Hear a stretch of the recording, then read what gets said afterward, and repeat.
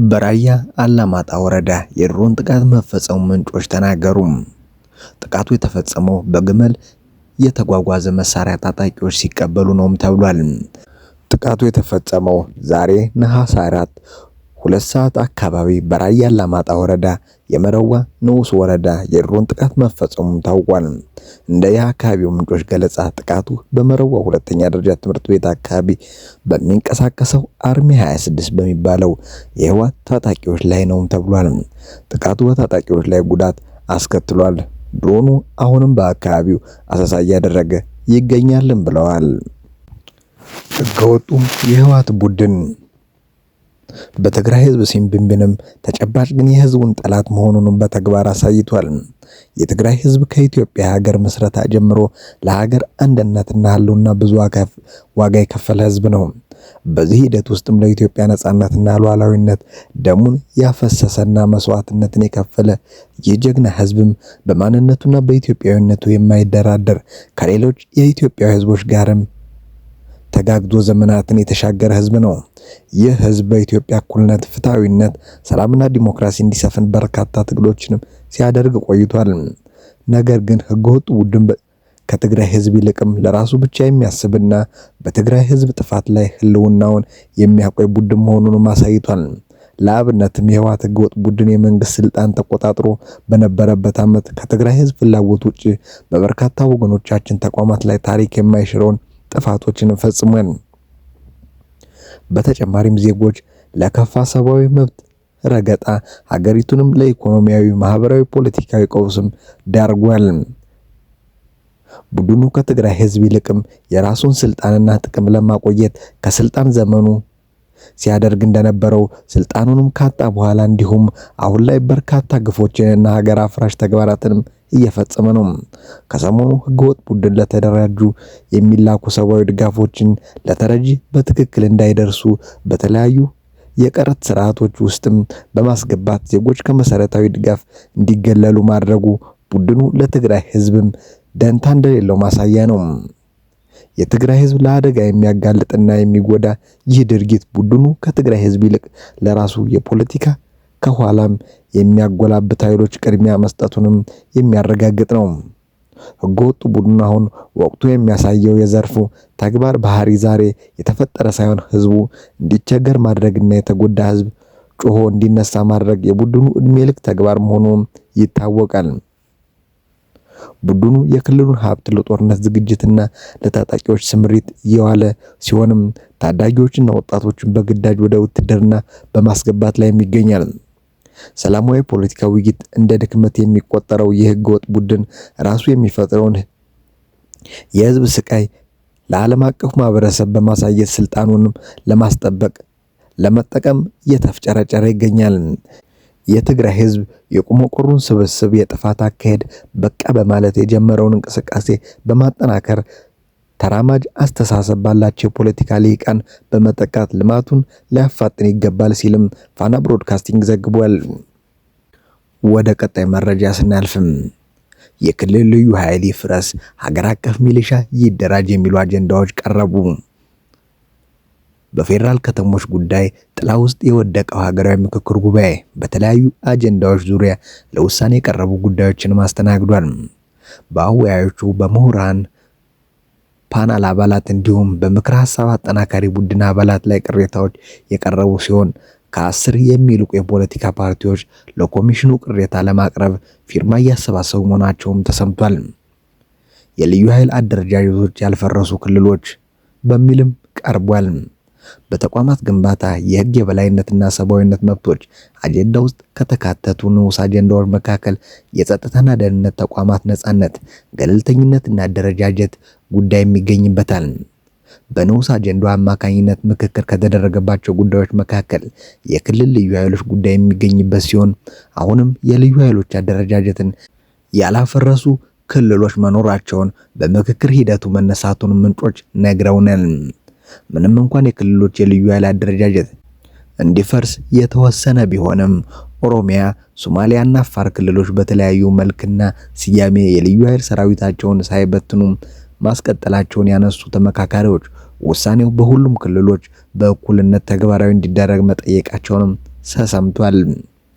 የሶማሊያ ክልል ባለድርሻ አካላት ወክለው በጉባኤው የተሳተፉ የሚገኙ ተመካካሪዎች ከክልሉ ጋር በሚጎራበቱ የሶማሊያ አካባቢዎች የአልሸባብ ታጣቂዎች የሚንቀሳቀሱ መሆናቸውን በማንሳት ክልሉ አሸባሪዎችን ለመታገል የልዩ ኃይል አደረጃጀቱንም እንዲያስቀጥል ጠይቀዋል።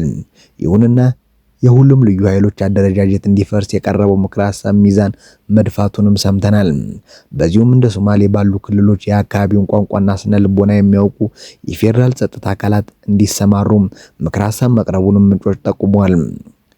ክልሎቹ የልዩ ኃይልም አደረጃጀታቸውን ማፍረሳቸውን ቢገልጹም በፖሊሲና አድማ ብተና ስም ዘመናዊ ትጥቆችንም የታጠቁ ሰራዊት አደራጅተዋል የሚል ሀሳብ የሰነዘሩ ተመካካሪዎችን በበኩላቸው የክልሎችን የመሳሪያና የሰራዊት አቅም የሚቆጣጠር አደረጃጀት በፌዴራል ደረጃ እንዲቋቋም ምክረ ሀሳብ ማቅረባቸውን ሰምተናል።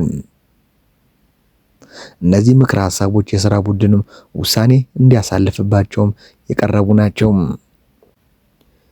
የክልል ልዩ ኃይሎች ሙሉ በሙሉ እንዲፈርሱ ከቀረበው ምክረ ሀሳብ በተጨማሪም ወጥ የሆነ የሚሊሻ ሰራዊት አደረጃጀት እንዲፈጠር ምክረ ሀሳብ ቀርቧል። ይህም ሰራዊት በሀገር አቀፍ ደረጃ ወጥ የትጥቅ ሁኔታና የስልጠና መንገድ እንዲኖረው መጠየቁንም የነገሩ ምንጮቹ የሰራዊቱ አባላት ወራዊ ደሞዝ እንዲቆረጥላቸው ምክረ ሀሳብ መቅረቡንም ጠቁመዋል። ከፍተኛ ቁጥር ያላቸው የሚሊሻ ሰራዊት አባላት መኖራቸውን ያነሱት ተመካካሪዎች ደግሞ ወራዊ ደሞዝ መክፈል የመንግስት የበጀት አቅም የሚፈትን መሆኑንም እንዳነሱ ሰምተናል። ይሁንና የሰራዊቱ ቡድን አባላት በጉዳዩ ዙሪያ ውሳኔ እንዲያሳልፍም በምክረ ሀሳብ መቅረቡንም ተረጋግጧል። በስልታዊ ቡድን ደረጃ ምክክር መድረግም ከጀመረበት ጊዜ አንስቶ አስተያየትና ሀሳብ ለመስጠት እድል ማግኘት ከባድ እየሆነ መምጣቱን ምንጮቹም ተናግረዋል።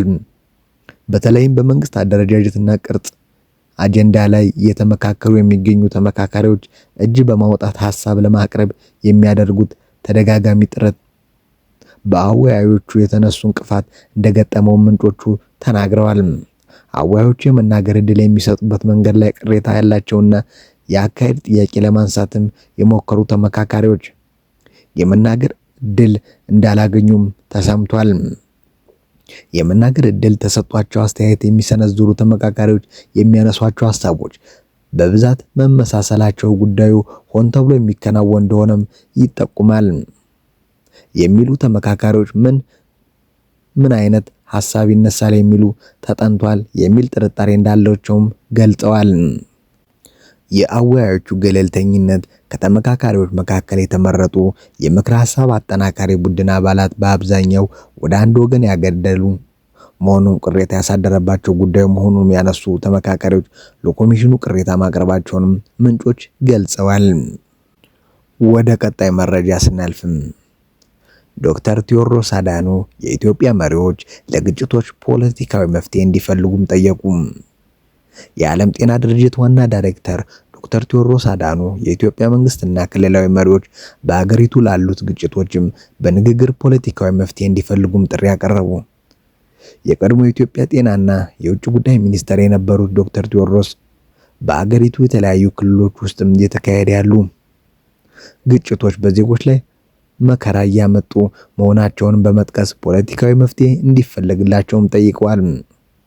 ዶክተር ቴዎድሮስ በይፋ ማህበራዊ ሚዲያ ገጻቸው ላይ ባሰፈሩት ጽሑፍም በአማራ፣ በኦሮሚያ የሚካሄዱ ግጭቶች መቀጠላቸውንም በአፋርና በቤኒሻንጉል ጉሙዝ ክልሎች ግጭቶች እንዳሉ አመልክተዋል። ለ3 ዓመት እየተካሄደ ያለው የአማራ ክልል ግጭትም የበርካቶች ሕይወትም ቀጥፏል። ኦሮሚያ እየደማች ነው በማለትም በሁለቱም ክልሎች እየተካሄደ ያለው ግጭትም እያስከፈለ ያለውን ዋጋም ጠቅሰዋል። ትግራይም ወደ ግልጽ ውጊያ ለመግባት እየተንሸራተተች ነው። አፋርም ወደዚያው ተስቧል። ቤንሻንጉል ጉሙዝ በግጭት ውስጥ ናት ያሉት ዶክተር ቴዎድሮስም የሀገሪቱ ዋና ክልሎች በግጭት ውስጥና ወደ ግጭት የሚያመራ አቅጣጫ ላይ መሆናቸውንም ገልጸዋል። የዓለም ጤና ድርጅት ዋና ዳይሬክተር በኢትዮጵያ ውስጥ ያለውም የግጭት ሁኔታ እንዳሳሰባቸው የገለጹበትን ይህንን መልእክታቸውም ያጋሩት በፌዴራል መንግስትና በህወሓት መሪዎች መካከል ጦርነት ሊቀሰቀስ ይችላል የሚል ስጋት ባየለበት ወቅት ነው። ባለፈው ሳምንት ቅዳሜ ሐምሌ 5 2018 ዓ.ም ኢትዮጵያ ከሱዳን ጋር በምትዋሰንበት ሸረሪና በተባለ ስፍራ ግጭት መቀስቀሱንም የተዘገበ ሲሆን መንግስት እስካሁን ስለ ክስተቱ በይፋ ያለው ነገር የለም። በፌዴራል መንግስት የተሾሙት የትግራይ ጊዜያዊ አስተዳደር በማፍረስና ህገወጥ በተባለ ምርጫም የተቋቋመው ምክር ቤትም በመመለስ ክልሉን እያስተዳደረ ያለው የህወሓት መሪዎች በተለያዩ መድረኮች ላይም ለጦርነት መዘጋጀታቸውንና በብልጽግና የሚመራውን መንግስት መጣል ዓላማቸው መሆኑንም በይፋ ሲገልጹ ቆይተዋል። የፌዴራል መንግስቱም የህወሓት መሪዎች ከሀገሪቱ ጠላቶች ጋር በመተባበር ለጦርነት እየተዘጋጁ መሆናቸውን በመግለጽ በመገናኛ ብዙሃን አማካኝነት ተከታታይ ዘመቻዎችንም እያካሄደ ነው። በአሁኑ ወቅት ያለው የጦርነት ስጋትም ያሳሰባቸው የመንግስታቱ ድርጅት የጤና ተቋም ዋና ዳይሬክተር ዶክተር ቴዎድሮስ አድሃኖም ሁሉም ወገኖች ከግጭት ተቆጥበው ንግግር እንዲያደርጉም ጥሪ አቅርበዋል። በተለያዩ የሀገሪቱ ክፍሎች ውስጥ የሚካሄደው ግጭት ይበቃል ያሉት ዶክተር ቴዎድሮስ ጦርነትን፣ ሞትን፣ ውድመትንና ችግርን ብቻ የሚያስከትል መሆኑን በመጥቀስ የፌዴራል መንግስቱና ሁሉም የክልል መሪዎች ከጠመንጃ ይልቅ ንግግርን በመምረጥ ፖለቲካዊ መፍትሄ እንዲፈልጉም ጠይቀዋል። የጠቅላይ ሚኒስትሩ የአፍሪካ ቀንድ አማካሪ የሆኑት እና የቀድሞ የክልሉ ጊዜያዊ አስተዳደር ፕሬዝዳንት ጌታቸው ረዳ በማህበራዊ ሚዲያ ገጻቸው ላይ ባሰፈሩ ጽሑፍ ህወሓት ለወራት ከፌዴራል መንግስት ተቃዋሚዎች ጋርም የፈጠረውን ወዳጅነት ሲክድም ቆይቶ አሁን በይፋ ከኤርትራ ጋር እየሰራ መሆኑንም አምኗልም ብለዋል። አቶ ጌታቸው ህወሓት ከፌዴራል መንግስቱ ጋርም የገባውን አለመግባባት ለመፍታት ምንም ሰላማዊ መንገድ የለም በማለት ግጭት ለመቀስቀስ ተዘጋጅቷል ሲሉም ከሰዋል። ህወሓት ዓላማው ዳግም ምዕራብ ትግራይን መቆጣጠር አይደለም፣ የብልጽግና መንግስትን መጣል መሆኑንም አመራሮቹ በግልጽ ተናግረዋል ሲሉም ወንጅለዋቸዋል። አቶ ጌታቸው በዚህ የማህበራዊ ድረገጽ ልጥፋቸው የፌዴራል መንግስት ለፕሪቶሪያ ስምምነት ሙሉ ተግባራዊነት በቁርጠኝነት እንዲሰራም ጥሪ አቅርበዋል። አክለውም የኢትዮጵያ መንግስት በተደጋጋሚ ትንኮሳዎችን ቢፈጽሙበትም ሁሉንም የሰላም አማራጭ ክፍት አድርጎ በመታቀብ እንዲቆይም ጠይቀዋል። አቶ ጌታቸው የዓለም አቀፉ ማህበረሰብ ባስተላለፉት መልእክትም በድንበር አካባቢ የሚከናወኑ እንቅስቃሴዎችን ሳተላይት በመጠቀም እንዲከታተል፣ ግጭት የሚንቀሰቀሱ ወታደራዊና ፖለቲካዊ አመራሮችን ተጠያቂነት እንዲሰፍን እንዲሁም በቀጠናው ያሉ ሁሉም ወታደራዊ አካላት ሰላማዊ ሰዎችን መጠበቅ ቅድሚያ እንዲሰጡም እንዲያደርግም ጠይቀዋል። ለሁለት ዓመት በህወሓትና ፌዴራል መንግስት መካከል ሲካሄድ የቆየውን የሰሜን ኢትዮጵያ ጦርነት በደቡብ አፍሪካ ፕሪቶሪያ በተደረሰው የሰላም ስምምነት ሊቋጭም ችሏል። የፕሪቶሪያ ስምምነት ከተፈረመ 4 ዓመት ሊሞላው በቀረበበት በአሁኑ ወቅትም በሱዳን ድንበር አቅራቢያ በሸረሪና የተከሰተው ግጭት ዳግም ጦርነት ይከሰታልም የሚለው ስጋት ከፍ አድርጎታል። የፌዴራል መንግስትና ህወሓት ሌላ ዙር ጦርነት በመቀስቀስ እርስ በርሳቸው ሲካሰሱ የአፍሪካ ህብረትና የተለያዩ አካላት ዳግም ጦርነት እንዳይቀሰቀስ ጥሪ ሲያቀርቡም ቆይተዋል። ጠቅላይ ሚኒስትር ዶክተር አብይ አህመድን በቅርቡ ለህዝብ ተወካዮች ምክር ቤት ባደረጉት ንግግር በየቀኑ በርካታ ውጊያ፣ ጦርነት ሊቀሰቀሱ የሚችሉ ትንኮሳዎችን ትግራይ ውስጥ ባሉ ኃይሎች በጊዜው ይፈጸማል በማለትም ህወሓትን ወንጅለው ነበር። ህጋዊነቱን ያጣውን ህወሓትን የሚመራውን ደብረጽዮን ገብረ ሚካኤልን በቅርቡ ለመቀሌ ነዋሪዎች ባደረጉት ንግግር የፌዴራል መንግስቱን እንደሚገዳደሩ በመግለጽም ዛሬ እንደ በፊቱ ብቻችንን አይደለንም፣ ብዙ ወዳጆች አሉን ሲሉም ተናግረዋል። ይህም በህወሓትና ፌዴራል መንግስት መካከል ዳግም ግጭት ከተቀሰቀሰ በጦርነቱ የሌሎች ሀገራት ቀጥተኛ ተሳትፎ ሊኖር ይችላል የሚል ስጋትም እንዲጨምር አድርጓል። 2013 ዓ.ም ተቀስቅሶ ለ2 ዓመት በተካሄደው ደም አፋሳሽ እርስ በርስ ጦርነት በመቶ ሺዎች የሚቆጠሩ ሰዎች የሞቱ ሲሆንም በሺዎች የሚቆጠሩ ከቀያቸው ተፈናቅለዋል፣ በየመጠለያ ጣቢያውም ይገኛሉ። ይህ ጦርነት ካደረሰው ውድመት ያላገገመችው ትግራይ አዲስ ግጭት የሚቀሰቀስ ከሆነ የበለጠ ሰብአዊ፣ ማህበራዊና ኢኮኖሚያዊ ቀውስም ታስተናግዳለች ተብሎም ተሰግቷል።